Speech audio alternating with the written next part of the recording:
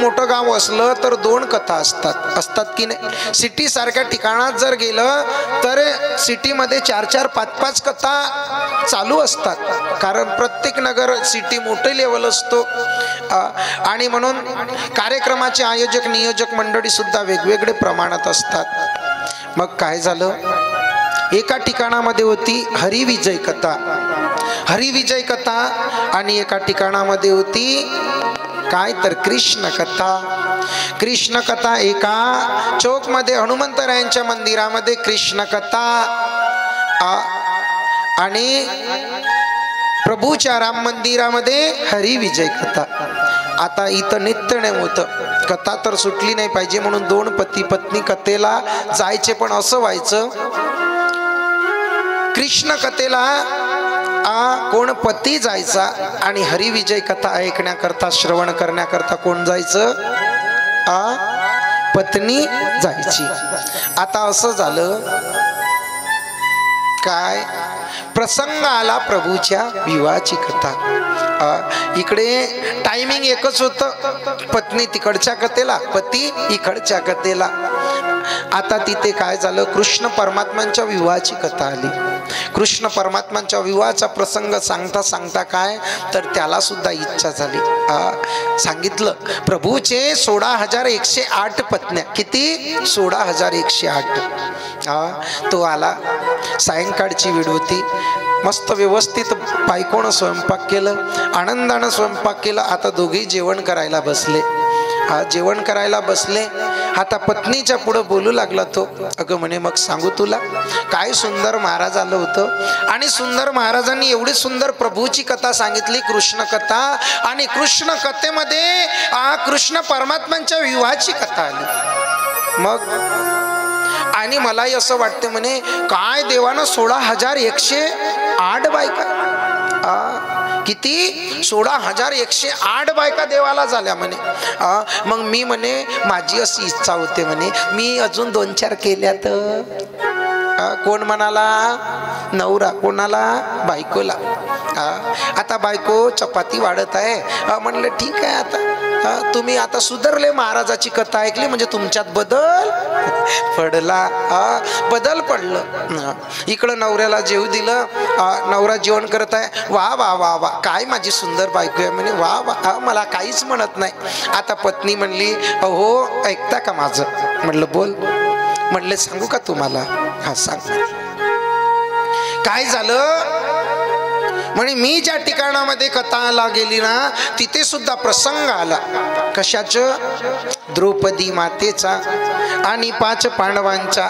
5 पांडव असून सुद्धा द्रौपदी माता ही 5 पांडवांची कोण होती? पत्नी होती. तिचे किती पती होते? 5 पती होते. मग अहो म्हणे करा एक सांगू तुम्हाला, मग मी अजून जर द्रौपदीला 5 पती होते, मग मी अजून 2-3 पती केले तर चालेल का तुम्हाला?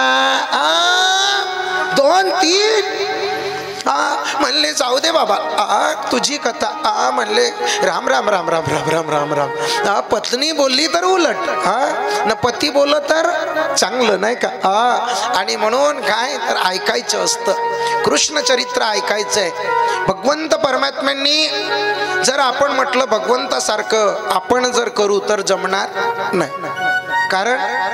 कारण भगवंत परमात्म्यांनी लहान वयात पुतनेला मारलं. आपण मारू शकतो का?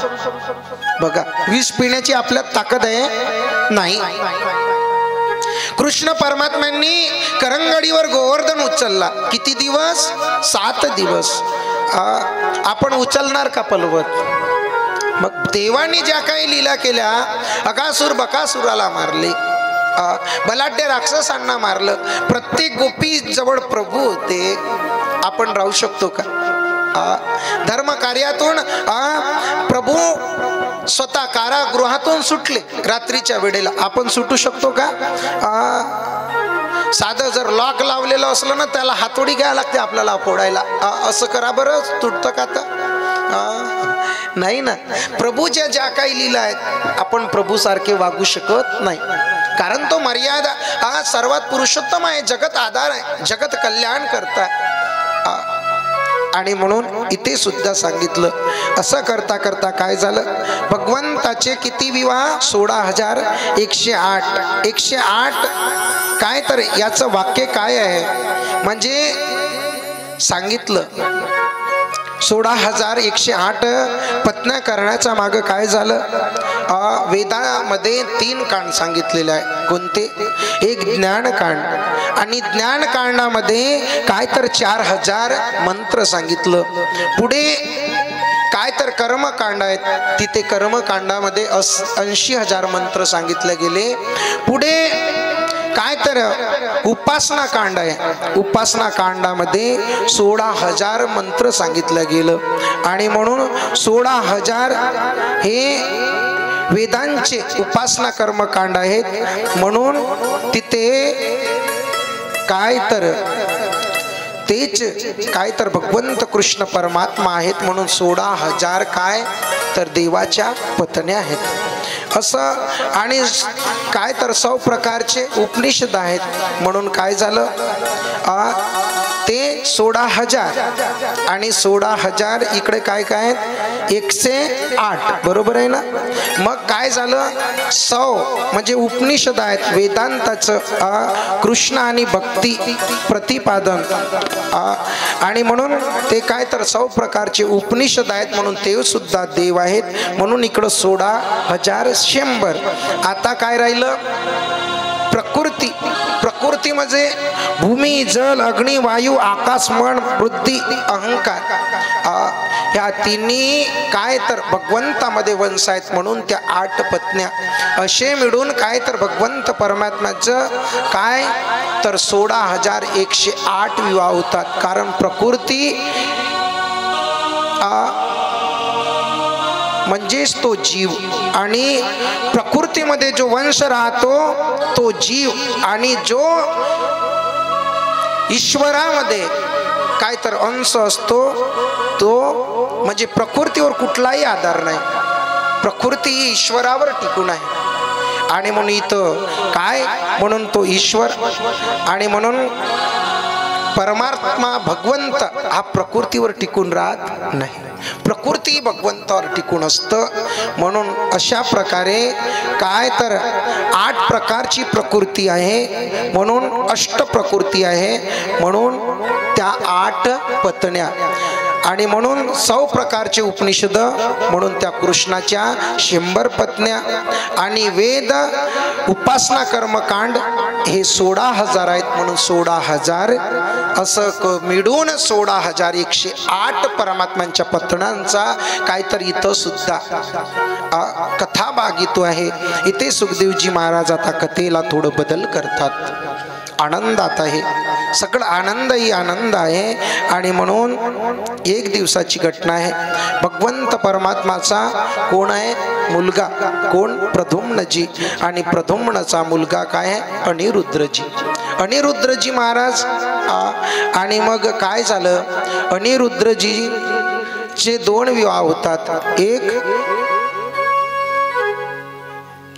एक रुक्मीची पोती आहे म्हणजे काय नाती, तिच्या सोबत, आणि एक बाणासुराची पुत्री. त्यांचं नाव आहे उषा माता. उषा माता सोबत काय तर अनिरुद्राचार्यजीचा विवाह होतो. सुखदेवजी महाराज राजन परीक्षितजी म्हणतात मला थोडं संक्षिप्त प्रमाणे सांगा बरं. मग काय झालं, उषा ही बाणासूर राक्षसाची मुलगी आहे.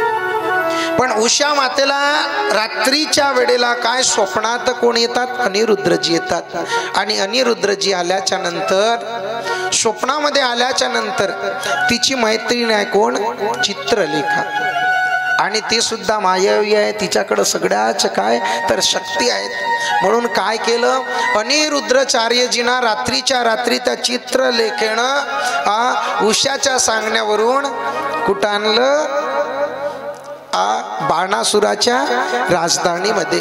आणि म्हणून राजधानीमध्ये आणल्याच्या नंतर इकडं बघतात तर अनिरुद्रजी दिसतच नाही. द्वारिकेत सगळीकडं पाहिलं. मग माहिती झालं नारदजीच्या म्हणण्यानुसार की कुठं आहे, बाणासुराच्या कैदेत अनिरुद्रजी आहेत. अनिरुद्रजी आहेत म्हटल्यानंतर मग कृष्ण परमात्म्यांनी काय तर बाणासुराला सगळे सैनिक घेऊन सांगितलं की बाबा काय कर, तू माझा नातू आम्हाला परत कर.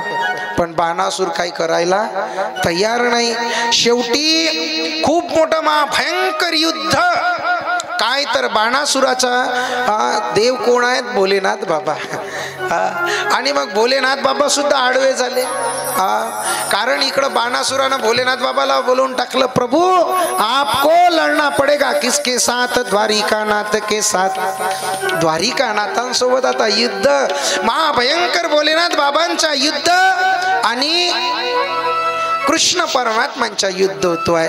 शेवटी भोलेनाथ बाबा सुद्धा मग मागं झाले, हटले. आणि मग त्यांच्यामध्ये सुद्धा महाभयंकर अशा युद्ध झालं. युद्ध झाल्याच्या नंतर शेवटी अजून भोलेनाथ बाबा तिथे गुप्त झाले. आणि मग बाणासुराला तिथे सांगतात की बाबा काय कर. तिथे सुद्धा महाभयंकर युद्ध आहे. अशा प्रकारे बाणासूर तिथे हारला. शेवटी उषा माता सोबत अनिरुद्राचार्यजीचं काय तर खूप विवाह होतो, अशी कथा या ठिकाणामध्ये आलेली आहे. पुढं चालून सुद्धा आनंदानं सुखात संसार कुठं कृष्ण परमात्म्यांचा काय तर कुटुंबियांचा चालू आहे, मुलांचं चालू आहे, नातवांचं चालू आहे. पण इकडं असं झालं. इकडे काय झालं, कृष्ण परमात्मांचा मुलगा कोण आहे, प्रद्युम्नजी. इथे प्रद्युम्नजीची वय जास्त दिसतो आहे. अनिरुद्राचार्य आहे कोण आहेत, कृष्ण परमात्मांचे नातू आहे. यांची वय सुद्धा जास्त दिसतो, पण माझा कृष्ण परमात्मा वयाचे कमी दिसतात. आता काय व्हायचं, द्वारिकेमध्ये कोणी जरी आलं ना आणि एकत्र जर असले ना तर कृष्ण परमात्म्यांना काही आता पत्न्या सुद्धा आता हे एकत्र यायचे. आता काही कमी पत्न्या होत्या का, काय नातवंड कोणी नवीन जर पाहून आला तर कृष्ण परमात्म्याला लहान समजायचे. म्हणजे कृष्ण परमात्म्याचं पोरग म्हणजे अनिरुद्राचार्यांचा मुलगाच काही समजायचे आणि कृष्ण परमात्म्याच्या पाया पडायचे. अशी घटना आली. का बरं, कारण परमपिता परमेश्वर आहे. प्रभूचं वय, कारण प्रभूचं वय बघा ना तुम्ही कुठल्याही फोटोमध्ये कृष्ण परमात्म्यांचं वय दिसतं का, खूप वयाचं. एखादी दाढी पिकलेली, मिशी पिकलेली, 70 वयाचं आहे बा कृष्ण परमात्म्यांची फोटो बघितलं का तुम्ही एखाद्या ठिकाणी, नाही. इथे सुद्धा मग सुद्धा खूप असा आनंदही आहे. काही यायचे दर्शनाला. मग कृष्ण परमात्म्यांना असं वाटायचं की वडील असताना, आता पहा काही भावाभावांमध्ये सुद्धा सारखेच दिसतात बरं. 2-2, 4-4 वर्षाचं फरक असलं तरी काही भाऊ सारखे दिसतात. वडील सुद्धा सारखे दिसतात. कधी आपणच बघा ना तुम्ही, समाजात फिरा. समाजात फिरल्याच्या नंतर कधी सारखे भाऊ एकसारखेच दिसतात. वडील आणि मुलं दिसतात की नाही. झोपल्या काका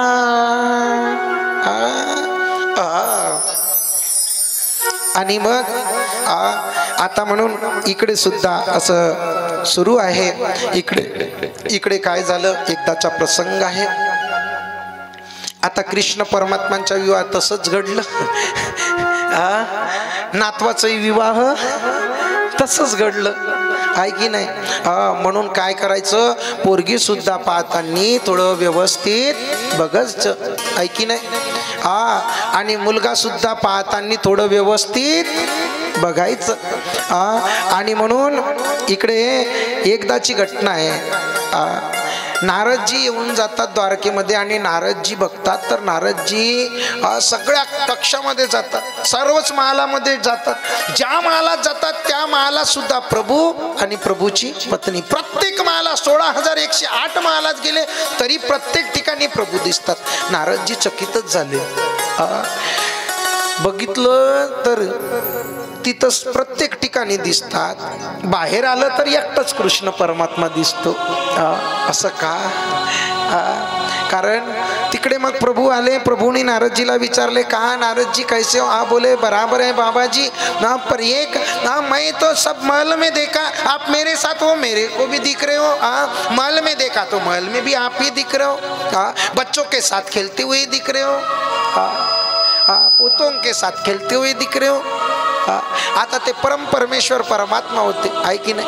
ते किती रूप घेऊ शकत होते? ब्रह्मदेवानी सगळ्या गोपाळांना नेलं, गायींना नेलं, देव सगळ्या गायी झाला, गोपाळ झाला। म्हणून आपण देवावर शंका करू नहीं। नारद जी ना म्हणाले, नारद जी आपकी इच्छा होगी तो आप ऐसा लगता होगा। नारद जी म्हणतात, काय देवाचा विवाह, एवढे मोठे विवाह, काय आनंद भेटत असेल प्रभूला। मग नारदजींना सांगतात, मी असं एकही ज्या ठिकाणात नाही ना महालात, तो तुम्ही महाल बघा। नारदजी बघतात, पण नारदजींना प्रत्येक ठिकाणी महाल दिसतो, महालात पूर्ण पत्न्या दिसतात। अजून तिथे सुद्धा काय तर नारदजी दर्शन घेतात प्रभूचं आणि मग अजून सुद्धा निघून जातात। श्रीमन नारायण नारायण नारायण असं झाल्याच्या नंतर काय झालं, एकदा नारदजींना सुद्धा वाटलं आपलं सुद्धा लग्न झालं पाहिजे। कधी कधी मनामध्ये एकदा शंका आली होती नारदजींना। आणि नारदजी सुद्धा, तुम्ही रामायणामध्ये जा, नारदांनी सुद्धा प्रभूला श्राप दिलेले, रामायणाचा कथा बघाय का। आणि नारदजींनी सांगितलं होतं, बाबा तुम्ही मला ज्या मुलीवर माझं प्रेम होतं तिच्यासोबत माझा विवाह घडला नाही, मला हरिरूप द्या, हरिरूप।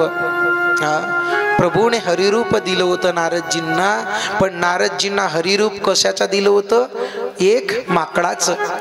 माकड म्हणजे हरी होते आणि हरी म्हणजे सुद्धा प्रभूचा सुद्धा काय तर रूप होतो। दोन्ही रूप प्रभूचेच आहेत ते। आणि म्हणून विश्व मोहिनी सोबत काय तर संबंध जुळणार होता। इथे नारदजी गेले आणि नारदांनी काय केलं होतं, इथून तिथं उडी मारतात, तिथून उडी मारतात। विश्व मोहिनी अशी आली माड घेऊन, विश्व मोहिनी आली, पहिल्या लाईनीमध्ये सगळे संत होते। इकडं नारदजी टुकुर टुकुर पाहतात, विश्वमोहिनी माझ्याकडे येईल, माझ्या गड्यामध्ये हात टाकन। आताच काही वेळापूर्वी म्हणाली होती विश्वमोहिनी, माझ्यासोबत बोलली होती, मी फक्त तुमच्यासोबत विवाह करणार, अन्यथा मी कोणालाही विवाह करणार नाही। पण काय झालं विश्वमोहिनी, मी तुझ्या पुढे येतो तरी तू माझ्याकडे बघत नाही ना। इकडं नारदजीच्या पुढवून गेली, पण नारदजीकडे पाच सुद्धा नाही। नारदजी ह्या टोळीतून त्या टोळीत उडी मारले, त्या टोळीतून त्या टोळीत उडी मारले। कृष्ण परमात्मा बाजूला होते आणि कृष्ण परमात्म्याच्या गड्यात काहीतरी माळ घातली आणि निघून जातात। पण असं झालं, सभेमध्ये नारदांचा जो स्वरूप बघितलं होतं ना, सगळे हसायचे महालात। दोन गण होती ते सुद्धा हसू लागली बोले बाबांची। आणि मग म्हणले, नारदजी तुम्ही चेहरा बघा ना आपल्या गंगेमध्ये, पाण्यामध्ये। आणि मग पाण्यामध्ये बघितलं तर तो कशाचा चेहरा दिसला, माकडाचा दिसला। आणि मग वायू वेगाने त्या विश्वमोहिनी सोबत प्रभू दिसले। नारदांना राग आलं होतं, नारदांना वाटलं देवा कोणाचंही तुम्हाला चांगलं बघता येत नाही, म्हणून मी ज्या विश्वमोहिनीसाठी आज तळपडत आहे ना देवा, जो मला दुःख होत आहे, एक दिवस तुम्ही मला जो हरिरूप माकडाचा दिलं ना, एक दिवस तुमची सुद्धा पत्नी काय तर राक्षस म्हणजे रावण चोरून, आणि मी ज्या पत्नीच्या विरहामध्ये, दुःखामध्ये मी विरहामध्ये तडपत आहे, तुम्ही सुद्धा तुमच्या पत्नीच्या दुःखात तडपणार। आणि ज्या वांडराचं तुम्ही रूप दिलं ना, तेच वांडर तुमच्या अंत्यवेळी तुमच्या सोबत काय तर मदत करणार, तुमच्या पत्नी काय तर शोधण्यासाठी तुमची मदत करणार। आणि म्हणून नारदांनी श्राप दिलं होतं, म्हणून नारदांचा श्राप हा आशीर्वाद ठरावा, खरं ठरावं, म्हणून प्रभूला सुद्धा राम अवतारात रामप्रभूचा अवतार घ्यावा लागला। आणि आईसाहेब जानकी मातेला सुद्धा वनवास झाला, हे सुद्धा कारण आहे। आणि इथे नारदजी म्हणतात, मला मागचं माहिती होतं, आता आपण अशी चूक इथे करू नये। आणि मग नारदजी निघून गेले द्वारिकेतून। श्रीमन नारायण नारायण करत प्रत्येक आई साहेबांचं दर्शन घेतलं, प्रभूचं दर्शन घेतलं। पण असंच काय झालं, आता काही काही मुली असं बघायला जातात, एका ठिकाणी एका एका वडिलाच्या 3 मुली होत्या। किती मुली बोला, किती? 3 मुली होत्या। 3 मुली। आता मुली काय झाल्या, लग्नाचा झाल्या म्हणून काय झालं, बापाला चिंता वाटली। पोरी लग्नाला झाल्या म्हणून बापाला चिंता वाटली। पण जो स्थळ मुलगा बघायला यायचा ना, 3 पोरींना बघायला यायचा, पण ते मागतच नव्हतं। हुकून जायचं संबंध। आता संबंध हुकून जायचं म्हणून बापाला असं वाटलं, काय बाबा, बापाला खूप टेन्शन आलं म्हणून त्यानं लांबचं स्थळ बघितलं। लांबचं म्हणले, बघा जवळपासचं सावनेर भागातल्यांना सगळं पाशिष्टी माहीत होते, म्हणून काय करा तुम्ही लांबचं बघा, लांबचं चंद्रपूर भागातलं। मग माते राहतातच आहे की नाही, माते कसंही पोरग राहावं तरी माते म्हणतात, काय सुंदर पोरगा आहे जी, पहा ना तुम्ही बी। जे संबंधित जोडणारे असतात ना, सांगू नका, एवढं सांगतात पोराचं कधीच दारू पेत नाही, लागस तर पांठेल्यावर राहीन, कधीच पांठेल्यात जात नाही, कधीच सुपारी खात नाही, कधीच पाणी पेत, कधीच जेवण करत, सगळं कळलं तुम्हाला आहे की नाही। मग माते का असं वाटतं मुलीच्या बापाला, काय माते आजी काय गुण सांगतात पोराचे, आपण पोरगी आपली दिली पाहिजे। पण इथं उलट होत होतं, इथं पोरगा यायचा पण संबंध हुकायचं। आता काय केलं, बापानं म्हणले, पहा पोरींनो, लांबून पोरगा मुंबईवरून पोरं पाहायला येणार आहेत, म्हणून काय करायचं, पोरगा आल्यानंतर बोलायचंच नाही, फक्त बाळ हलवायचं। अशा सुंदर पोरी होत्या। पोरगा आलं, पोरांची मित्र मंडळी आले, त्यांनी सांगितलं, ओरे म्हणे चाल आपण जाऊ। मग आले पोरगी पाहायला, बसल्याच्या नंतर पोरी अशा आल्या, सुंदर डोक्यावर शेव आहे, आणि मग डोक्यावर शेव घेऊन आल्या, आणलं नाश्ता, आणलं चहा, चहा आणल्याच्या नंतर नाश्ता आणल्यानंतर असं पोरगा टुकूर पाहते त्या पोरीकर। पोरगी बिचारी लाजली, पोरगी अशी खालमान केली। आता काय होतात, पोरगी पाहायला जातात ना, आता पोरगी पहिल्यांदा नवीन येते बिचारी, आता कधी पोरगी तिला माहिती राहत नाही बरं, पण हा पोरगा असा पाहते असा। काही माते म्हणतात, अरे सामोरून बस, बरोबर तिला येताना दारातून येईन ना तिथूनच दिसली पाहिजे बरं, तिचे नाक तोंड पाय व्यवस्थित बघ। आता काय झालं, बघितलं, आता बघितल्यानंतर पोराला आलगी पोरगी पसंत आली, पडली पोराला। आता म्हणतात काय करा, आता काही ठिकाणी मुलीला जर मुलगी पसंत आली तर तिथेच काय लावतात, कुंकू, म्हणजे संबंध जोडतात आहे की नाही, तिथंच साखरपुडा, काही कशाला आपण डबल यायचं, रामचं आहे आपण स्थळ, म्हणून काय केलं, आता बापाला सांगतात, आम्हाला तुमची पोरगी पसंत आहे, वा बापाला आनंद वाटला। पण आता स्वयंपाक झालं, सायंकाळचं स्वयंपाक झालं, पण तिकडं मित्र होते, अरे सगळं बरोबर आहे पण पोरी बोलत का नाही, नाव विचारलं, गाव विचारलं तर बापच सांगतो। पोरीचं नाव विचारण्यात आलं, बापांनी सांगितलं, पोरगी बोलतच नाही। पत्ता विचारला, मामकुड विचारली, सगळं बापांनीच सांगितलं। बाप म्हणतात, पहा आमच्या मुली मोठ्यांच्या पुढे बोलत नाही।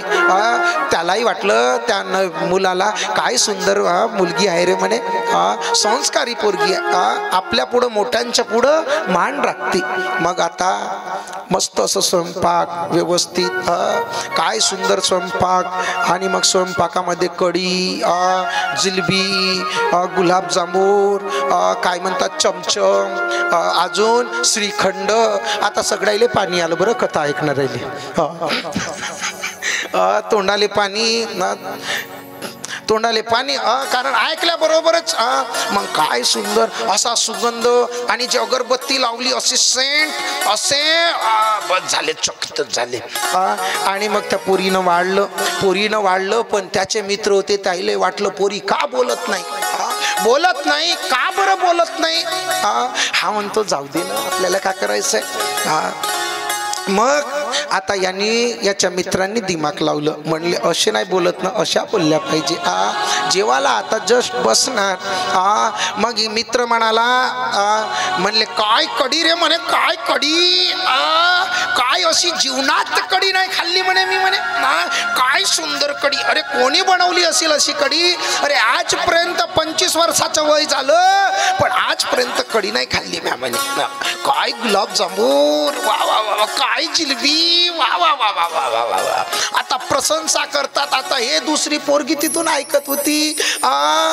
इनं बोलायला, बोवा म्हणे तुम्हाला माहित आहे का कली का गोल लागते, जिलू टाकली, मिली टाकली, हळद टाकली, कोथिंबीर टाकली, म्या बनवली कली म्या. आता दुसरी आली, दुसरी म्हणली बाबा बाबा बाबा बाबा म्हणे बोलूच नको ना, तू बोलली कशाला. तिसरी आली, आता हुतलं म्हणे, हुतलं थंबंद, हुतलं हुतलं हुतलं हुतलं. बस आता ऐकलं, पोरगा असा पडाला, गुलाबजामुन राहिला जिच्या तेच. बस आणि मग असं करता करता म्हणून काय करायचं, पोरं किंवा पोरी सुद्धा काय व्यवस्थित बघायचे, ऐकी नाही. कृष्ण परमात्म्यांनी सुद्धा इथं प्रद्युम्नजींनी इथं अनिरुद्धाचार्यजींनी उषा माता काही सामान्य नव्हत्या, ते स्थळ शोधलं. म्हणून स्थळ शोधताना सुद्धा बघितलं पाहिजे. आणि म्हणून इथे सुद्धा काय झालं, मग पुढे अजून सुद्धा बराच काही चरित्र भाग येतो आहे. आणि मग बराच चरित्र भाग आल्याच्या नंतर काय झालं, इथे पुढे आता आपण एकदा नामचिंतन होईल आणि आपण आपल्या पुढच्या कडेकडे जाऊया.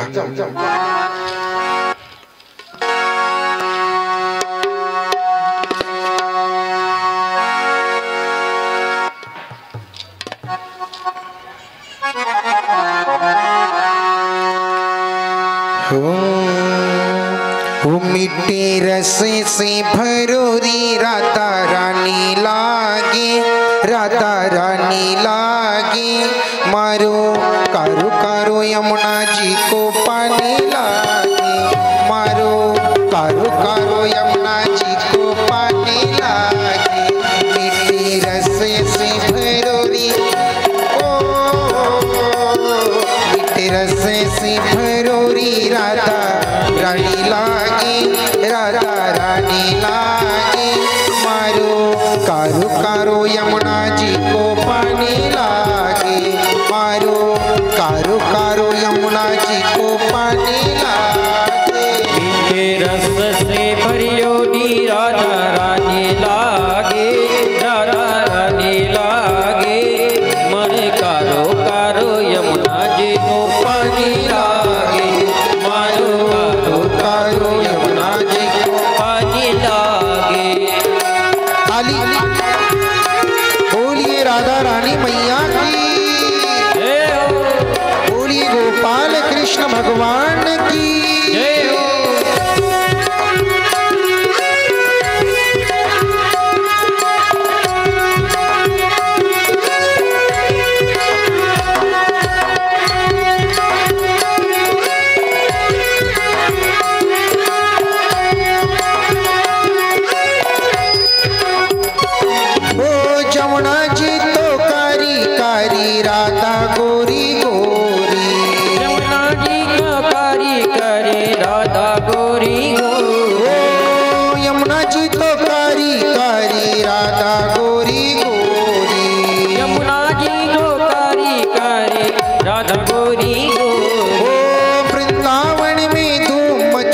बरसाने की छोरी, वृंदावन में धूम मचाए बरसाने की छोरी. रूप रंग की छबीली पट रानी लागे, पट रानी लागे, मारो कारो कारो यमुना जी को पानी लागे. मीठे रस से भरोरी राधा रानी लागे, राधा रानी लागे, मारो कारो कारो यमुना जी को पानी लागे.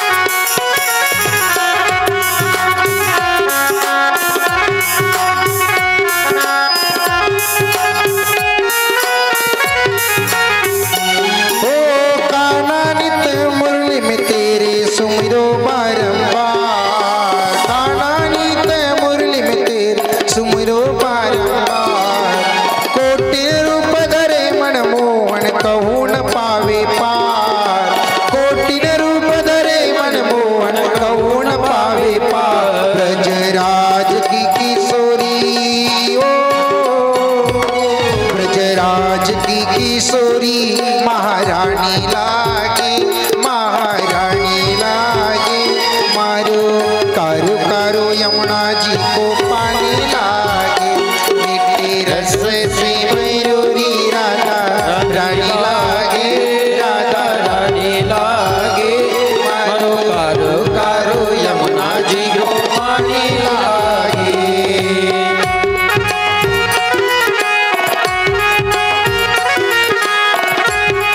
बोलिए राधा रानी मैया की, गोपाल कृष्ण भगवान की।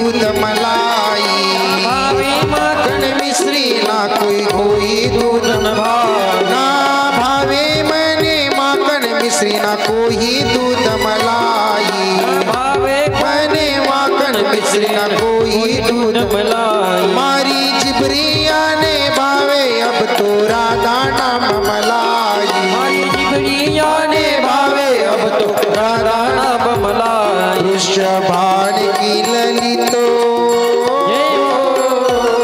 वृषभान की ललितो गुड़धानी लागे, गुड़धानी लागे।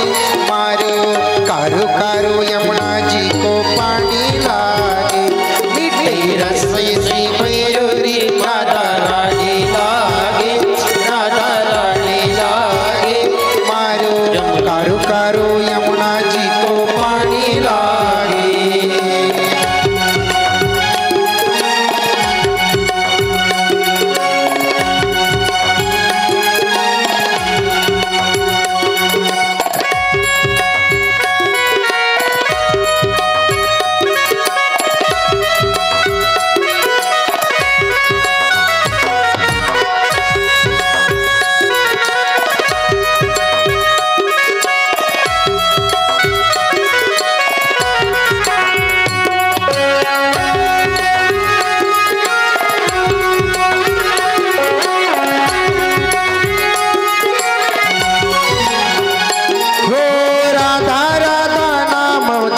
जो नर आटोया, राधा राधा नाम रटत में जो नर आटोया। ओ राधा राधा नाम जपत है जो नर आटोया, राधा राधा सभी बोलिए पीछे से जो नर आटोया। ओ उनकी बाधा दूर करत है राधा राधा नाम, उनकी बाधा दूर करत है राधा राधा नाम। राधा नाम में सफली, ओ राधा नाम में सफल जिंदगानी लागे, जिंदगानी लागे। मानो कारो कारो यमुना जी को पानी लागे, मीठे रस से मयूरी राधा रानी लागे, राधा रानी लागे। मारो कारो कारो यमुना जी को पानी लागे, मीठे रस से मयूरी राधा रानी लागे, राधा रानी लागे। मारो कारो कारो यमुना जी को पानी लागे, मारो कारो कारो यमुना जी पानी लागे। बोलियो राधा रानी मैया की, गोपाल कृष्ण भगवान की जय। आणि अशा प्रकारे इथे आता सुखदेवजी महाराज राजन परीक्षितीला इथे कथा बदल करून सांगतात, कथेला बदल होतो आहे। इकडे काय झालं, पांडवांनी काय केलं, नवीन राजधानी बनवली, नवीन राजधानी निर्माण केलं, ती म्हणजे वानप्रस्थ राजधानी। वानप्रस्थ राजधानी निर्माण केलं आता त्या वानप्रस्थ राजधानीला आता सध्याच्या परिस्थितीमध्ये काय म्हटलं जातं? कुठलं नाव आहे बोला? तेच म्हणजे आताची दिल्ली. बघा, पांडवांनी जी वानप्रस्थ राजधानी बनवली होतं ती म्हणजे आता ज्याला आपण दिल्ली शहर म्हणतो. सर्वात भारतातलं सर्वात मोठं शहर म्हणजे कुठलं आहे बोला? दिल्ली, बरोबर आहे ना? आणि मग आता सगळे नावं चेंज झाले बरं. आता काय झालं? आता भाग्यनगरला काय नाव देण्यात आलं? हैदराबाद. संभाजीनगरला औरंगाबाद.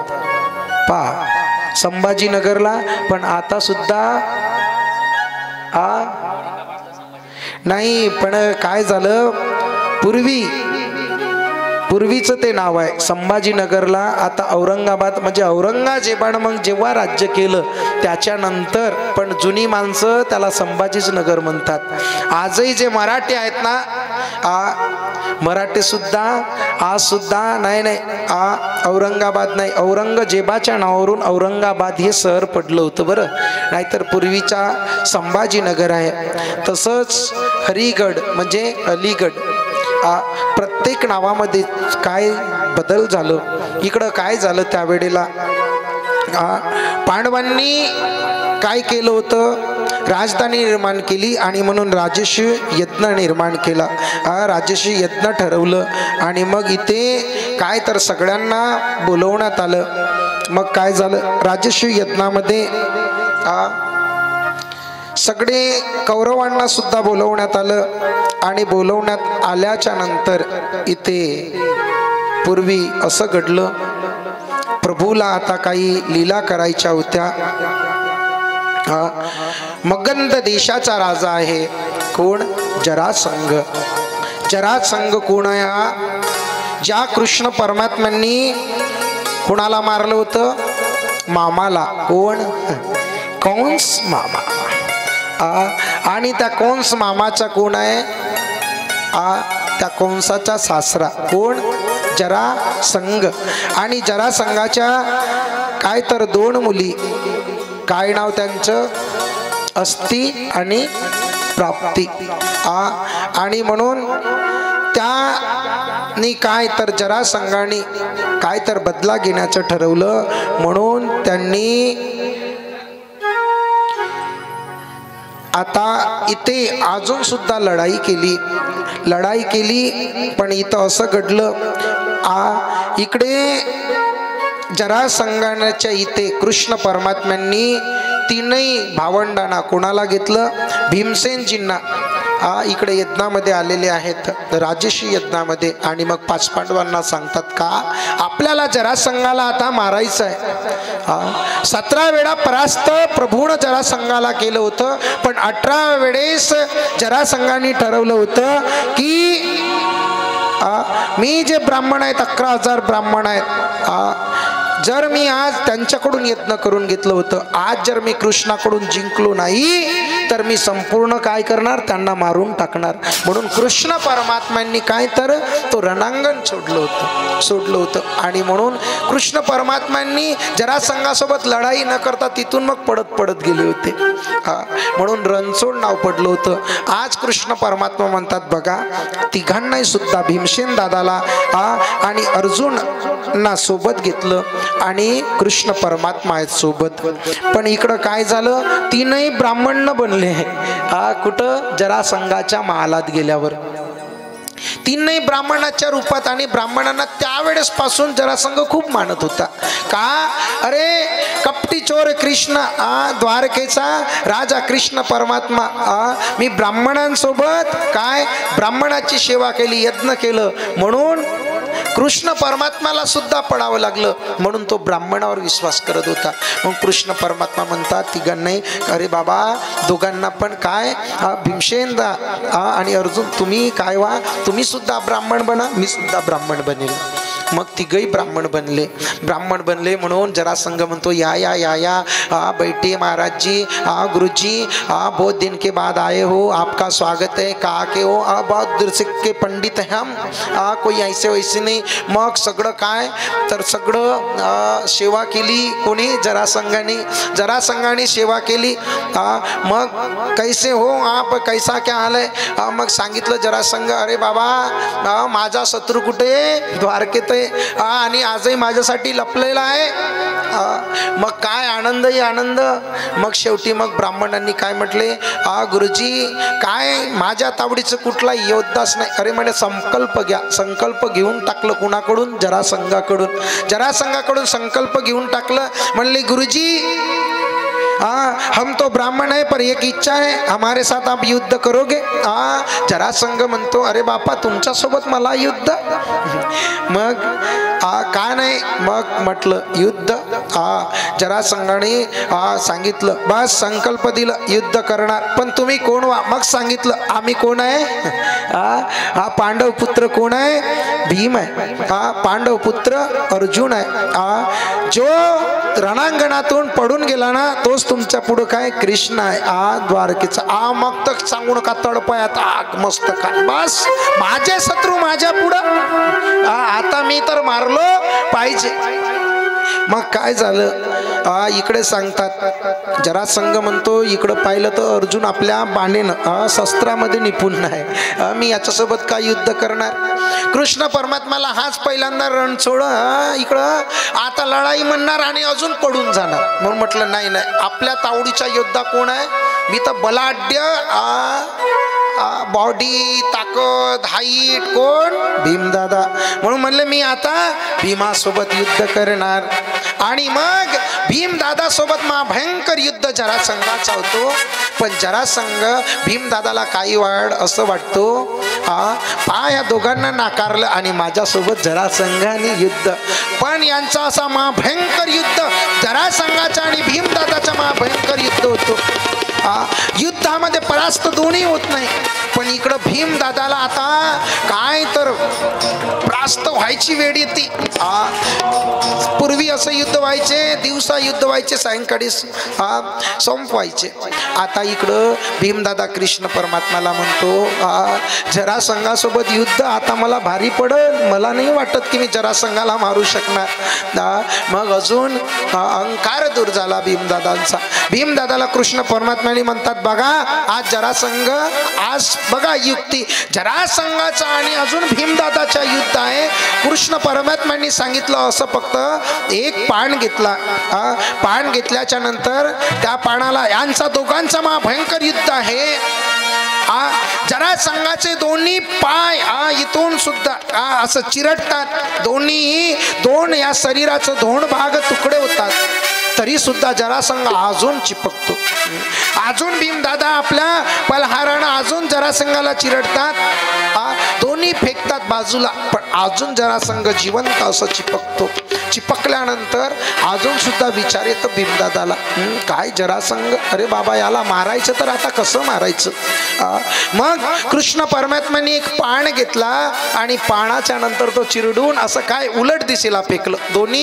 दोन भागाकडं घेतलं. भीमदादाने ओळखलं, बस जरासंघाच्या एक लाताड्यावर ठेवलं, पाय चिरटलं, दोन शरीराचे दोन भाग झाले.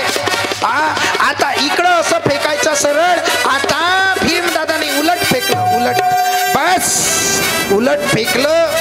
जवळ तर आले पण जुडू शकले नाही. आणि तिथे सुद्धा जरासंघ मृत्युमुखी पडला. इकडे काय झालं, राजश्री यज्ञ आहे म्हणून ठरवलं. आता 5 पांडव सगळे आले. 5 पांडवांनी ठरवलं आता वानप्रस्थ नगरीमध्ये आता पहिल्यांदा पूजेला कोणाला बसवणारे, प्रथम पूजा कोणाची केल्या जाईल. इकडे सहदेव दादा म्हणतात, नाही नाही, पहिल्यांदा भगवंताची पूजा होईल. म्हणजे कुणाची, कृष्ण परमात्म्याची. शिशुपाल आलेला होता. शिशुपालाला राग आला कुणाविषयी, हा कृष्ण परमात्मा विसते तिथे सुद्धा शिशुपालाने एवढ्या शिव्या दिल्या हा कृष्ण परमात्माला. 99 शिव्या प्रभूने ऐकलेल्या होत्या, पण ज्या वेळेला शिशुपालाने 101 शिवी दिली प्रभूला सहन झालं नाही आणि प्रभूने काय तर विराट रूपात चक्र सुदर्शन घेतला आणि चक्र सुदर्शनाने शिशुपालाचा वध केलं. बोली गोपाल कृष्ण भगवान की जय. आणि मग अशा प्रकारे पुढे सुद्धा शिशुपालाचा उद्धार होतो आहे. कोण आहे हा शिशुपाल? जे सनत आणि सनत कुमारांनी श्राप दिलं होतं कोणाला? प्रभूच्या द्वारपालांना, जय विजयांना. तेच काय हा शिशुपाल आणि दत्तवक्र म्हणून जन्माला आले.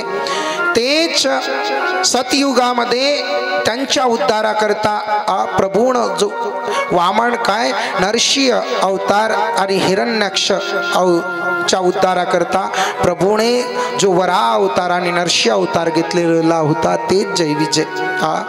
आणि त्यांच्या उद्धाराकरता प्रभूला नरसिंह आणि वामन काय वराह अवतार घ्यावं लागलं.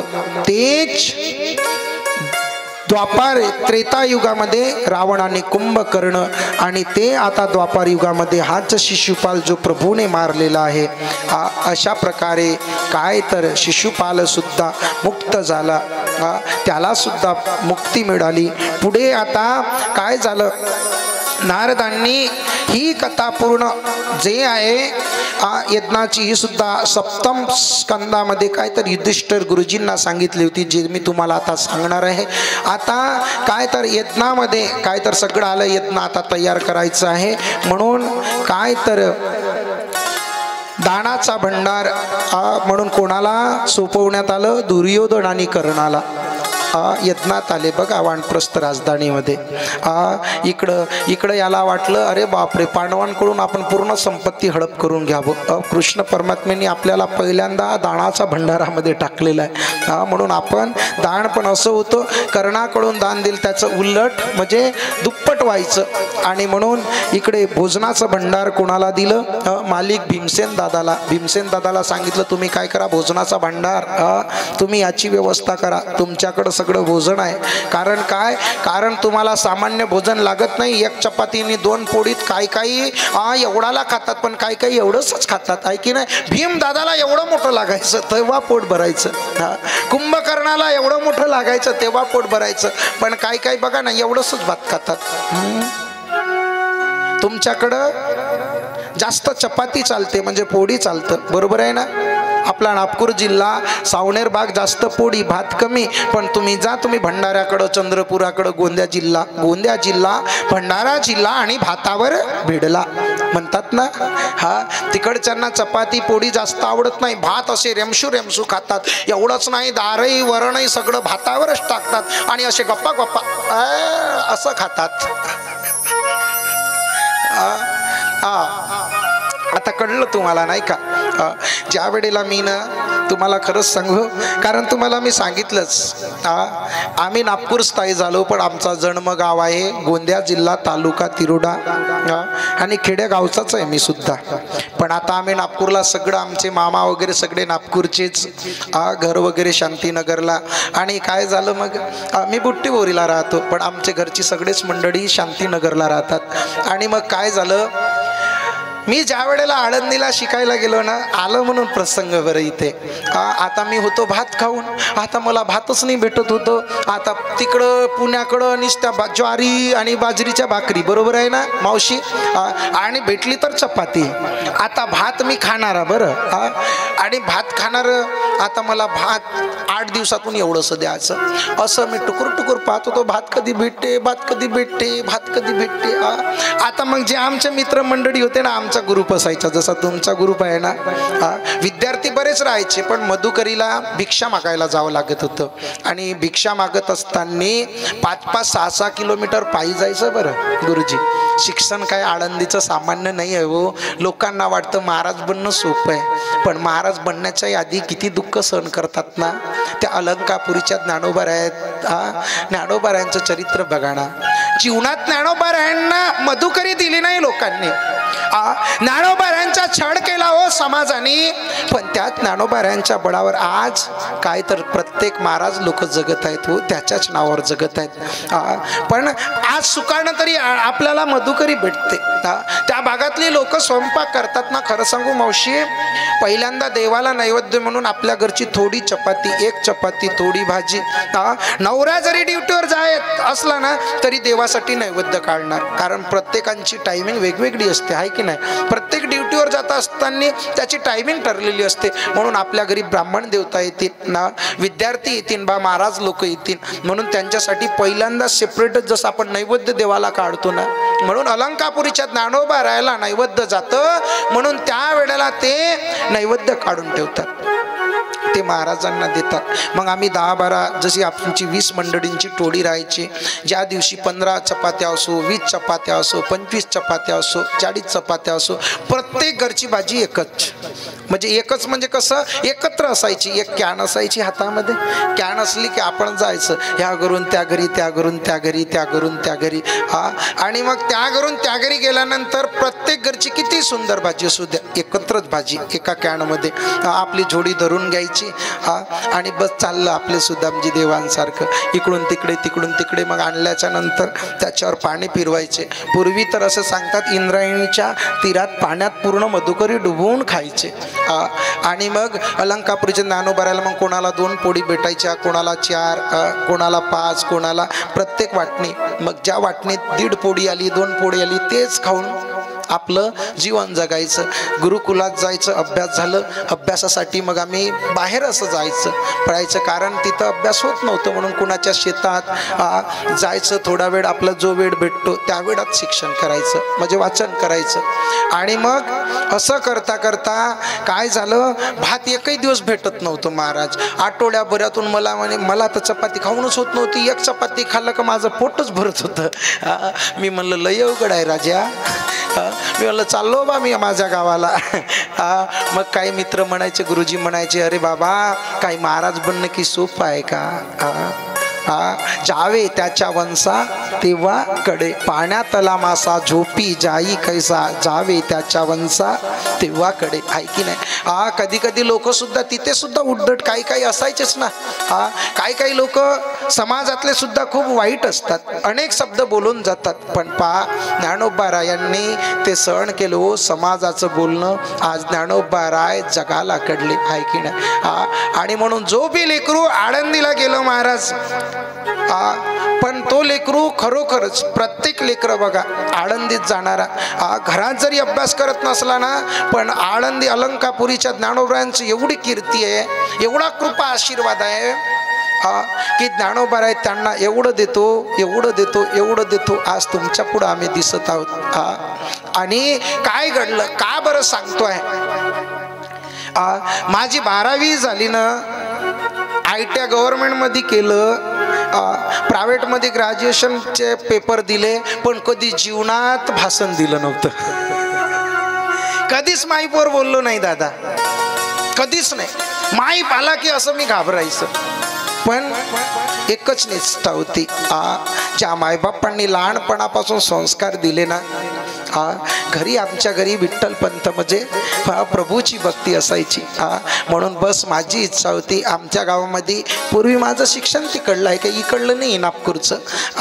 घरची लोक इकडं, पण मी तिकडे आम्ही राहायचं आईंसोबत. आणि मग काय झालं, माझी एकच इच्छा होती, आई मला महाराज बनायचं आहे, बरं बाबा मला महाराज बनायचं आहे, मला जायचं आहे. आमच्या गावात असंच सातत्यानं कीर्तनं कथा व्हायची, भागवत व्हायचे.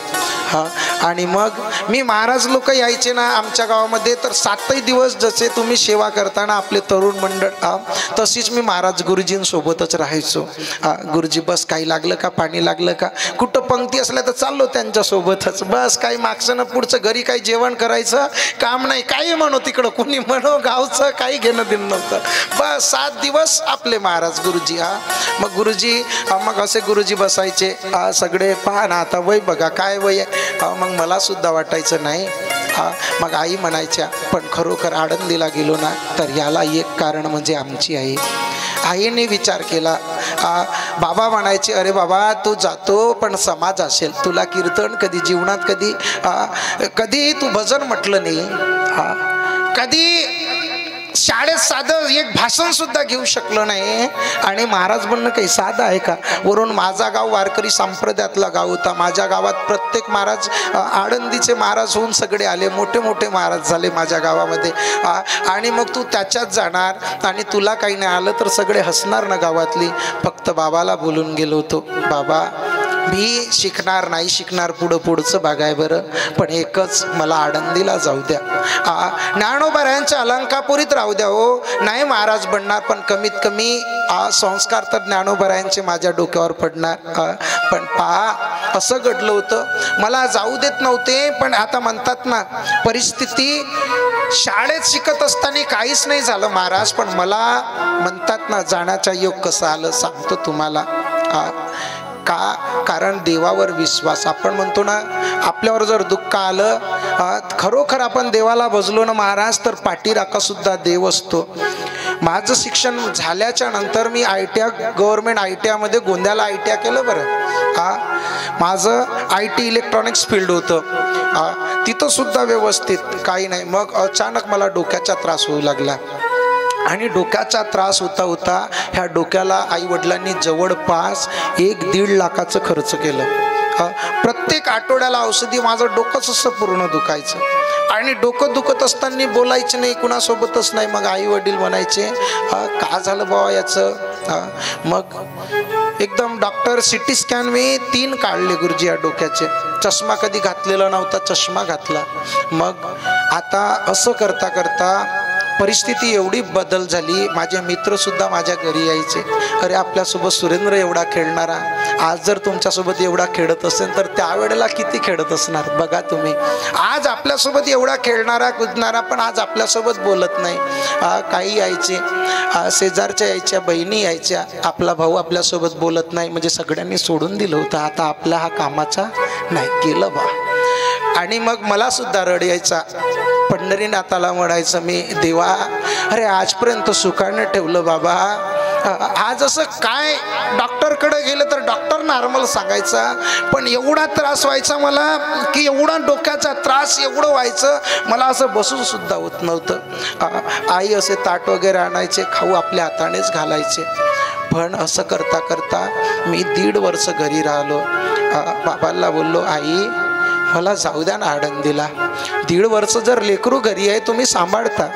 एखाद्या लेकराकडून जर काम नाही बनलं तर 5 वर्ष मायबापाला लेकरू मायबाप लेकराला सांभाळतात. आई माझी एकच इच्छा आहे, मला आळंदीला जाऊ द्या ना. अरे लेकरा तुला इथंच एवढी तब्येत, तिथं कोण तुला बघन? जर एखाद्या वेळेला त्रास झाला तर कोण तुला औषधी देईल, कोण तुला पाणी देईल? आई मला माझे ज्ञानोबाराय देतील, ज्ञानोबाराय सांभाळतील ना, तू कशाला चिंता करत? मग काय झालं, आई तरी जाऊ देत नाही. मग गोंद्याचे गुरुजी, उके गुरुजी म्हणून होते, आळंदीला गेलेले, त्यांचं कीर्तन कथा झाल्या. तर ते मला म्हणायचे, आता जसे तुम्ही नाचताना उड्या मारताना तसेच ते सुद्धा गावात यायचे. तर मी हरिपाठाला नाचायचं. ते म्हणाले, का हो भंडाऱ्याकडं आपली कथा आहे, येता का महाराज? मी म्हटलं आता थोडी तब्येत बरी आहे गुरुजी, येतो. तिथे गेलो आणि 4 दिवस हरिपाठाला सुंदर व्यवस्थित नाचलो दादा. ह्या स्टेजवर आहे दादा, हे खोटं बोलणार नाही, काय घडलेली परिस्थिती सांगतो माझ्यासोबत. आणि मग गेल्याच्या नंतर असं झालं, 4 दिवसाच्या नंतर मी आता मगाशी कसं फुगडीत येऊन आपल्या महाराज, आज म्हटलं गुरुजी नाही खेळत मी फुगडी, पण गुरुजी मी खेळणार तर तुमच्यासोबतच खेळणार, आपले साऊंडवाले बो. आणि जे फुगडी खेळताना खेळलो तर खेळलो, जे भरखंड पाळलं का नाही मी म्हटलं जमलं आज पहिलवानाचं. आणि मग तसंच तिथं झालं. हरिपाठ खेळता खेळताच मला चक्कर सारखं आलं. सगळे म्हणाले धावत धावतच आले. धावत आल्यानंतर बाबा महाराजांना काय झालं? महाराजांना मी मग थोडा वेळ बसलो. मी म्हटलं काही झालं नाही, थोडंसं मला त्रास जाणवलं. बस तिथं हनुमंतरायांचं दरबार होतं, जसं हनुमंतरायांचं मंदिर आहे ना तिथं. आणि बाजूला एक सांगितल्यानंतर कार्यकर्ते म्हणतात, हो आमच्या बाजूला एक डोक्याची औषधी देते. आता एवढे औषधी झाले होते महाराज, एवढ्या औषधी खाल्ल्या, काय विश्वास होणार आहे सांगा तुम्ही? डॉक्टरही आणि अनेक ज्यांनी जे औषधी सांगितली ते फक्त त्यांनी बोललं बस औषधी खाल्ली गुरुजी, आज जशीची तशी औषधी पडून राहिली माझी घरी. आलो मी, आई आमची म्हणाली सप्त्यावरून का रे औषधी नाही खाल्लं? आई घेतलं ना मी औषधी. औषधी घेतले म्हटल्याच्या नंतर मग घरी आलो. घरी जसेच्या तशी औषधी आई वगैरे. मग मी म्हटलं आता मला आळंदीला जाऊ द्या. बाबा नाही म्हणायचे. आई ठामपणानं उभे राहिल्या, नाही नाही पाठवा आता याला, जे होईन ते पाहू. मी म्हटलं मी गेलो नाही एकटा तरी दुसरा आहे ना सांभाळणारा मोठा. एक गेला तर दुसरा तुम्हाला सांभाळणार आहे, पण मला आता ज्ञानोबारायच्या नगरीत जाऊ द्या. फक्त एक बोलले होते माझे बाबा, आजही शब्द मला आठवतात. बेटा जात तर जा, पण लोकांनी हसलं नाही पाहिजे. तुला जायचं आहे ना तर महाराज बनून ये तर तू जा, नाहीतर मग आपल्या घरीच गपचूप काय कर, पूजा अर्चना कर. आणि मग बाबांना म्हटलं होतं मी, बाबा जातो ते आता ज्ञानोबाराय सांभाळतील. त्या ज्ञानोबारायांना आता काय करायचंय, आता त्यांना किती बनवायचं आहे, आता तो त्यांच्या हातात आहे. बस गेलो दादा. आणि मग ज्ञानोबारायांनी आता जे दिलं ते तुमच्या पुढं आहे. आणि म्हणून ज्ञानोबार आहेत ते जगाला देणारे ज्ञानोबार आहेत. पण त्यावेळेला ज्ञानोबारायांना मधुकरी दिली नाही हो, पण आज अख्खा समाज ज्ञानोबारायांसाठी जगतो आहे. आणि म्हणून त्या ज्ञानोबारायांसाठी आळंदी ही गावं पुण्यभूमी ठावं. आणि म्हणून म्हटलेलं जातं, इथे सुद्धा म्हणतात काही वैष्णव जर जात असतील ना, ज्ञानोबारायांची जर आठवण झाली ना, तर इथे सुद्धा म्हटलं हो ज्ञानोबाराय जात असतील ना, काही आळंदीला जाणारी असतील ना, तर त्यांना आमची विनवणी सांगा. काय विनंती सांगा, तर इथे सुद्धा सांगतात की त्यांना वंदना सांगा, ज्ञानोबारायला नमस्कार सांगा. कसं नमस्कार सांगा ऐका एकदा. जरी जाता आळंदीला निरोप माझा घेऊन जा. जरी जाता आळंदीला निरोप माझा घेऊन जा. हा भाव माझ्या अंतरीचा, हा भाव माझ्या अंतरीचा, माऊली समाजा देऊनी जा. जरी जाता आळंदीला निरोप माझा घेऊनी जा. आणि कदाकाळी जरी नाही जाता आलं, मी नाही आलो आळंदीला, मी नाही आलो आळंदीला, तुम्ही मजला समजूनी घ्या.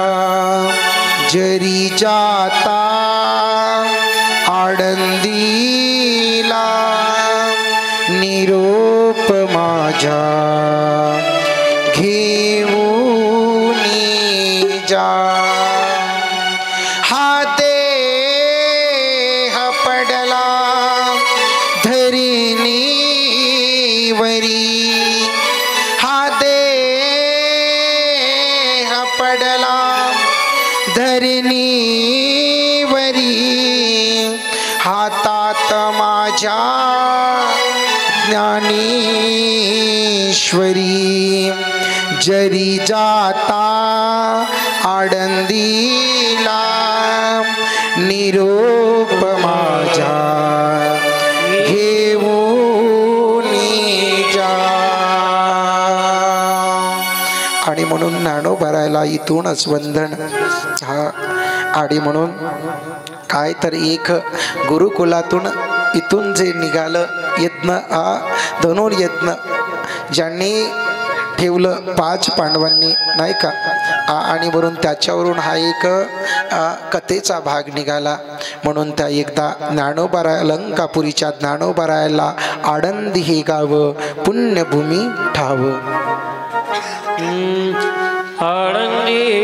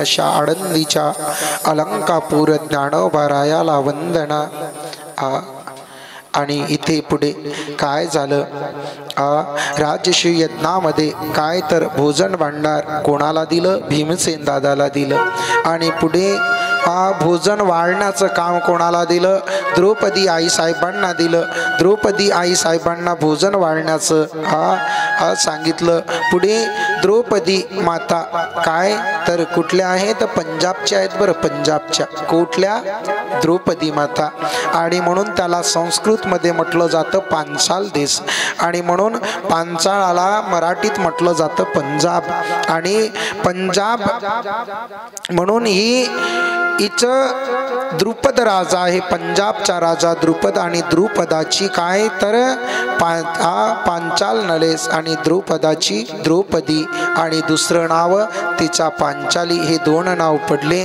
पुढे काय झालं आणि भगवंतांनी स्वतः काय तर काय केलं जे यज्ञ मंडपामध्ये यायचे ना त्यांचे पाय धुण्याचं कार्य केलं जसं महाराज लोक येतात आणि महाराज मंडळी आल्याच्या नंतर तुम्ही तुमच्या घरी कोणाच्या इथे जेवण करायला कुणाच्या इथं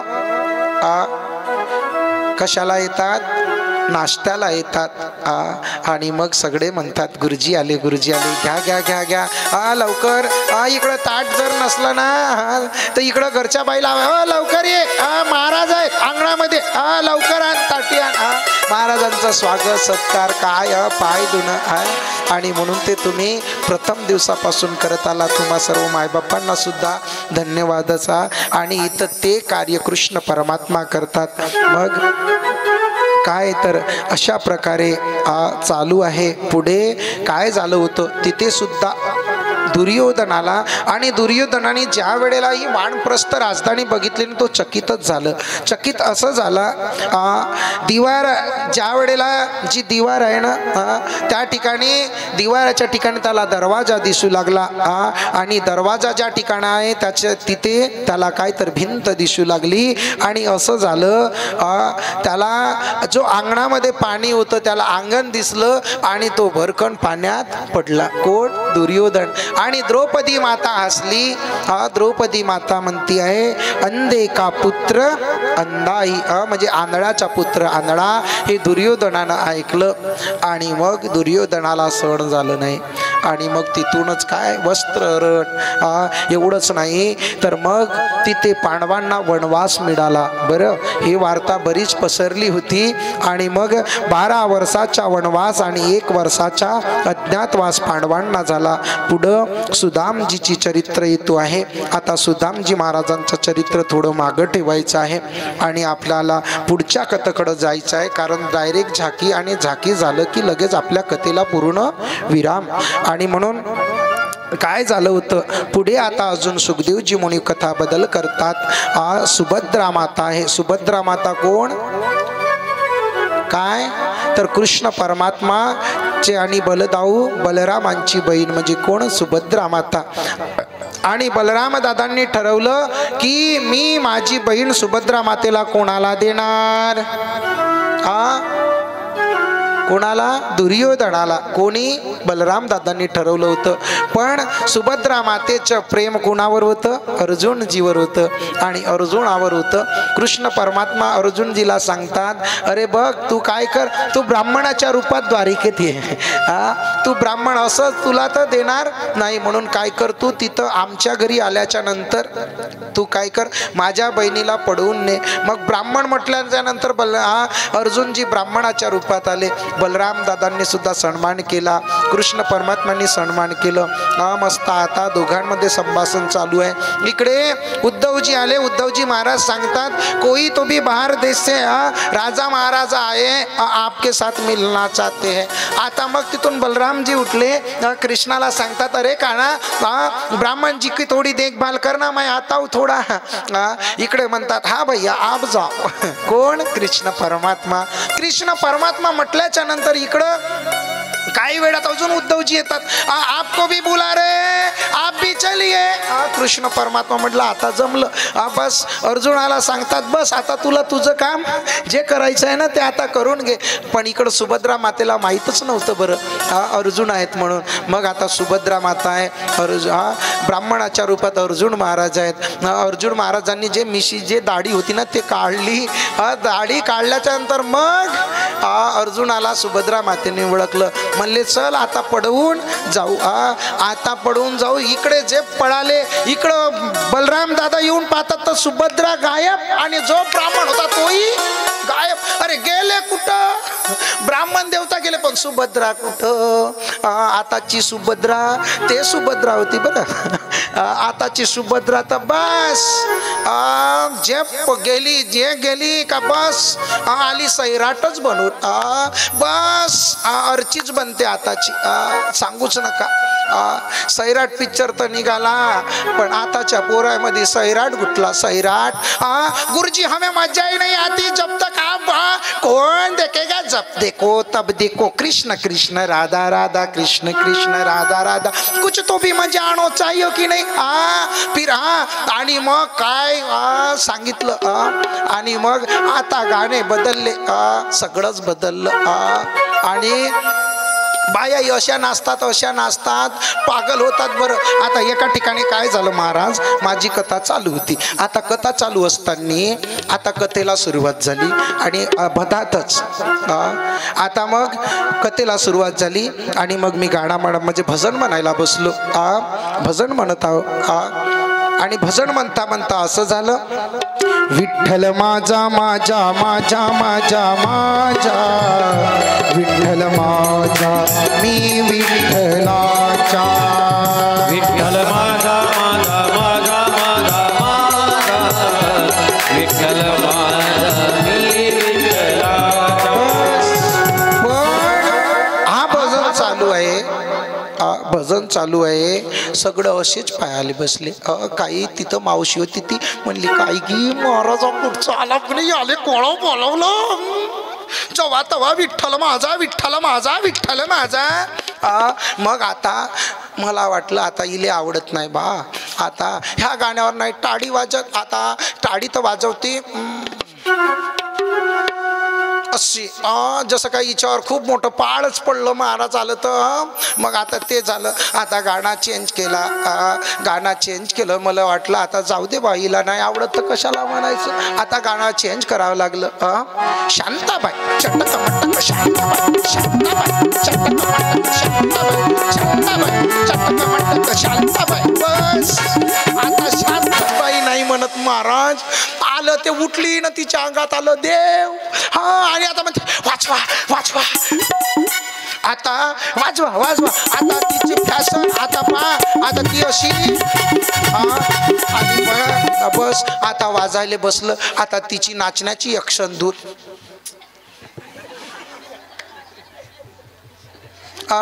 मग अजून मग मी म्हटलं आता यांना वाजवा रे, शांताबाई शांताबाई. आता तिची दुसरी मैत्रीण ते उभी झाली, काय सुंदर महाराज आहे म्हणे, वा वा वा. आता ते उभी झाली ना तिच्या अंगात आली माय आली, माय माय आल्याच्या नंतर आता मी म्हणलं माय आली बा, तर आता मग निघाली अंबेच्या आई मी जोगवा मागायला, निघाली अंबेच्या आई मी जोगवा मागायला, आई मी जोगवा मागायला, निघाली अंबेच्या आई मी जोगवा मागायला. घरघरी आईच्या ग जोगवा मागायला, घरघरी आईच्या ग जोगवा मागायला. निघाले निघाले निघाले निघाले निघाले अंबेच्या आई जोगवा मागायला, निघाले अंबेच्या आई जोगवा मागायला, निघाली आईच्या जोगवा मागायला, निघाले अंबेच्या मी जोगवा मागायला. आता जोगवा म्हटलं ना मग ते अशी अशी अशी रुमाले बसली. कपूर लाव भक्तो कपूर लाव. आता तिकडं कार्यकर्ते होते, आता कार्यकर्ते म्हणले आणणारे कापूर. आता आणणारे कापूर म्हणल्यानंतर आता कोण सांभाळून महाराज. तितक्यात तिसरी उभी झाली ना, तिच्यात आली काली माय. तितक्यात एक होतं तरुण मंडळ, तरुणातला एक आला, त्याच्यात अंगाला शेर. शेर आल्याच्या नंतर तो डरकाळी मारायला बस. आता सांगू नका, आता असं झालं. आता म्हणलं राहिली माझी कथा जिच्या तिथंच, आता हे यायच्याकडेच पार. आता तितक्यात का झालं, आता ज्याच्या अंगात आले त्याची कोणीचे त्या बायाच गेल्या बाजूले, काही त्या बायाही जवळ जाईना. आता बायाही जवळ जाईना, काही माणसाही जाईना, त्याचे पाऊनशाने तो रुद्र अवतार. मग आता काकरण भाऊ ज्याच्या घरची आहे त्यानं जा लागन. आता ज्याच्या घरची बाई वे त्याच माणसाले जा लागन. आता घरचे माणसं घेतलं आरती. इकडं कार्यकर्त्याला म्हणले आण भाऊ कापूर. आता नवरा गेला तिच्या जवळ. आता ज्याच्या घरची बाई तो, आणि तो म्हणतो माय अंबे माय दर्शन दे, माय दर्शन दे, अजून मला लेकरं झाले नाही, माय दर्शन दे. आता याची माय होय का बायको होय. तेही म्हणली तथास्तु बेटा तथास्तु. वा वा वा वा.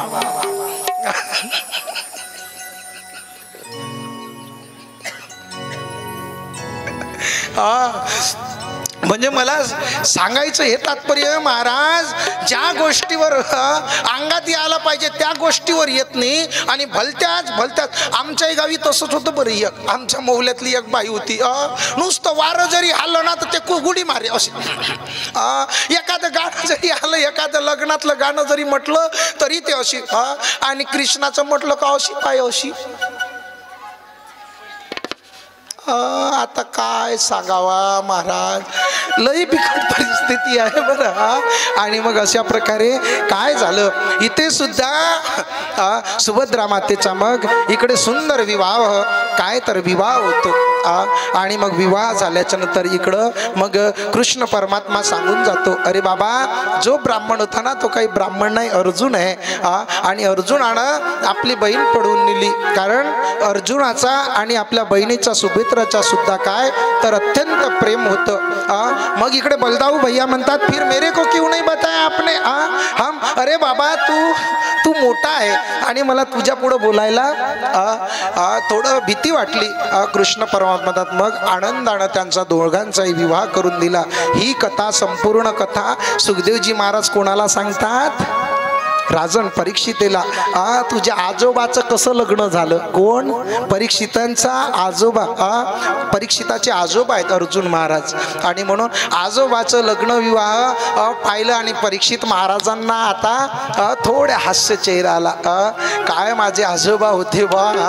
आणि मग पुढे काय झालं अजून इथे आता कथेला बदल करत सांगतात. बकासूर नावाचा राक्षस आहे, बकासूर नावाचा राक्षस. बघा कृष्ण परमात्म्यांनी प्रत्येक धर्म संकटामध्ये सगळ्यांचं रक्षण केलं, म्हणून बकासूर नावाचा राक्षस आहे हा शिवजीचा उपासक आहे. आणि म्हणून काय तर याने शिवजींनाच आराधना केली तर केली, यानं शिवजींनाच काय तर वर मागून टाकलं की मी ज्याच्या हातावर डोक्यावर हात ठेवणार तो भस्मसात होईल. आता भस्मसात होईल. शिवजी म्हणले भोले बाबा बस तथास्तु, कारण भोले बाबा तसेच आहेत. मेरे भोले से भोले बाबा, मेरे भोले से भोले बाबा, मेरे बाबा मेरे भोले से भोले बाबा, भोले से भोले बाबा, मेरे भोले से भोले बाबा, मेरे भोले से भोले बाबा, मेरे भोले से भोले बाबा.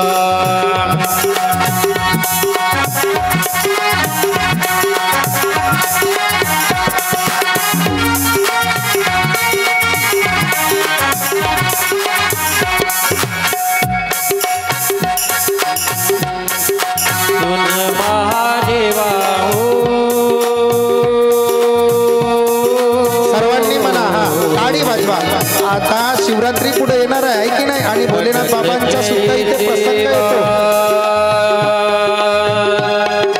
सुन महादेवा हर बोला हरे हरे मेरे भोले से भोले बाबा, मेरे भोले से भोले बाबा, मेरे भोले से भोले बाबा, बाबा मेरे भोले से भोले बाबा, भोले से भोले बाबा.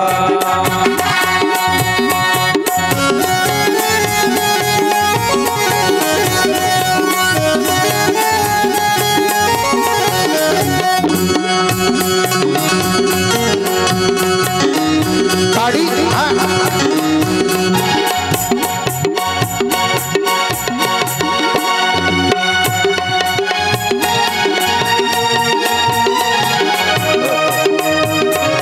सुन महादेवा हो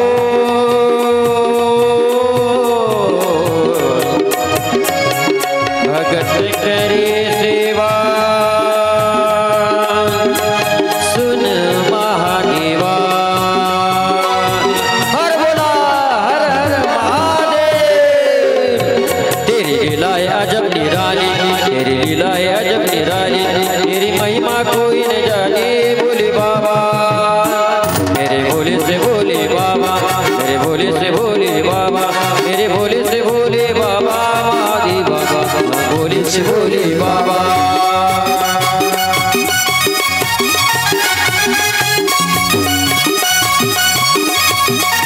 या प्रत्येकाने टाळी टाळी.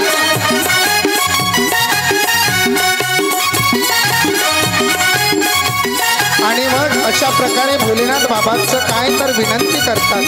आणि असं झालं बघा, शिवरात्रीच्या वेळेसही सुद्धा भोलेनाथ बाबाचे एवढे भक्त आहेत, आणि एवढे भक्त आणि प्रत्येक भक्त भोलेनाथ बाबाची वेगवेगळी फॅकल्टी आहे बरं प्रत्येक भक्तामध्ये. असे गाणे सुंदर निघाले पहा. या महादेवाच्या वाटेन गा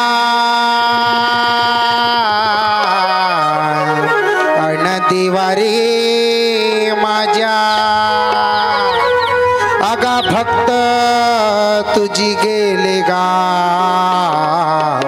अन खरं सांग भक्ता दारूचे पव्वे किती नेले हर बोला हर हर महादेव आणि दारूचे पव्वे किती नेले गा दारूचे पव्वे किती नेले गा माझ्या दादा दारूचे पव्वे किती नेले हे पव्वे किती नेले दारूचे पव्वे किती नेले गा महादेवा दारूचे पव्वे किती नेले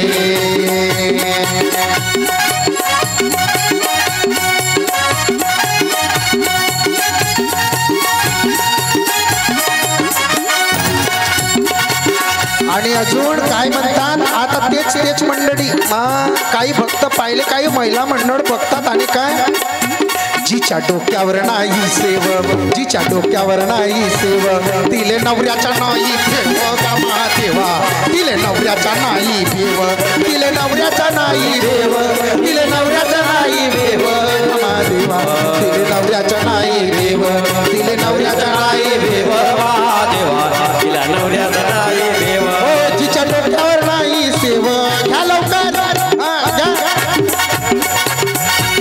जिच्या डोक्यावर नाही सेव जिच्या डोक्यावर नाही सेव गा महादेवा तिले नवऱ्याच्या नाही देव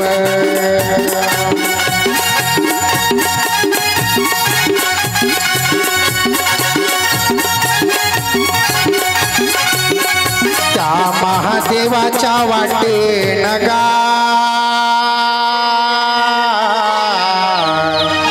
अन देवा रे माझ्या आगा घुट घुट पाणी गा आणि घुट घुट पाणी आणि नंदी लागला पोहणी आणि नंदी लागला पोहणी नंदी लागला पोहणी गा महादेवा नंदी लागला पोहणी नंदी लागला पोहणी गा महादेवा नंदी लागला पोहणी नंदी लागला पोहणी नंदी लागला पोहणी नंदी लागला पोहणी गा महादेवा नंदी लागला पोहणी नंदी लागला पोहणी गा महादेवा नंदी लागला पोहणी आणि अशा प्रकारे काही भक्त जातात अजून भोले बाबा को भंग चढ़ती है इसलिए हमें भी पीना पडेगो आणि मग अजून चढवली आणि गाणे चालू अजून चढवली किती अजून एक बॉटल अजून होती आता ओतल्याच्या नंतर असं झालं दारू पेऊ पेऊ गा आन देवा रे माझ्या आन तोंडात जाते माश्या गा आन तोंडात जाते माश्या लोक पायते तमाशा ओ माझ्या कैलासीच्या राजा गा महादेवा लोक पायते तमाशा लोक पायते तमाशा गा महादेवा लोक पायते तमाशा लोक पायते तमाशा लोक पायते तमाशा तमाशा महादेवा लोक पायते तमाशा मेरे भोले से भोले बाबा मेरे भोले से भोले बाबा मेरे भोले से भोले बाबा बाबा मेरे भोले से भोले बाबा मेरे भोले से भोले बाबा मेरे भोले से भोले बाबा बाबा मेरे भोले से भोले बाबा हर बोला हर हर हर हर हर हर बस आणि पुढे बक्कासुरानं काय तर भोलेनाथ बाबांना प्रसन्न करून घेतलं आणि भोलेनाथ बाबांकडून वर मागितलं काय मी ज्याच्या डोक्यावर हात ठेवेल ना तो भस्मसात झालं पाहिजे मग कुणाचाही डोकं असो आणि मग यानं काय केलं भोलेनाथ बाबाच्या पत्नीकडं बघितलं याला वाटलं मला पार्वती मिळावी म्हणून आता ज्याच्याकडून आपण काय घेतलं वर मागून घेतलं ना आता त्याच्याच डोक्यावर हात ठेवायचं म्हणून भोलेनाथ बाबाच्याच मागं धावला कोण हा बकासूर बकासूर भोलेनाथ बाबाच्या मागं धावलं. भोलेनाथ बाबा सगळीकडे पडतात. अरे बापरे, पळा पळा पळा पळा पळा पळा पळा पळा. मग कृष्ण परमात्म्याला विनंती केली, बाबा देवा मला ह्या धर्म संकटातून वाचवा. कुणाच्या? या बकासुराच्या. आणि मग कृष्ण परमात्म्यांनी सुद्धा असा सुंदर तिथे सुद्धा अवतार घेतला. आणि मग कृष्ण परमात्मा नृत्य करू लागला. मग प्रभूनं सांगितलं, बाबा काय करा तुम्ही? भोले बाबाला सांगितलं, तुम्ही काय करा? नृत्य करा. कोणासोबत? बकासुरासोबत. आणि मग इथे सुंदर असा नृत्य आहे. आणि नृत्य करता करता बेभान झाला. बकासूर विसरला. भोलेनाथ बाबांच्या नृत्यामध्ये असं नृत्य, सुंदर असं नृत्य करत आहेत. आणि मग नृत्य करत असताना इकडे नृत्य चालू आहे, इकडे बकासूर सुद्धा नृत्य करत आहे. आणि नृत्य करत असताना असं झालं, हात भोले बाबांनी कुठं ठेवले? डोक्यावर. तसंच बकासुरानं डोक्यावर हात ठेवला. तड तड तड तड तड झाली. आणि बकासूर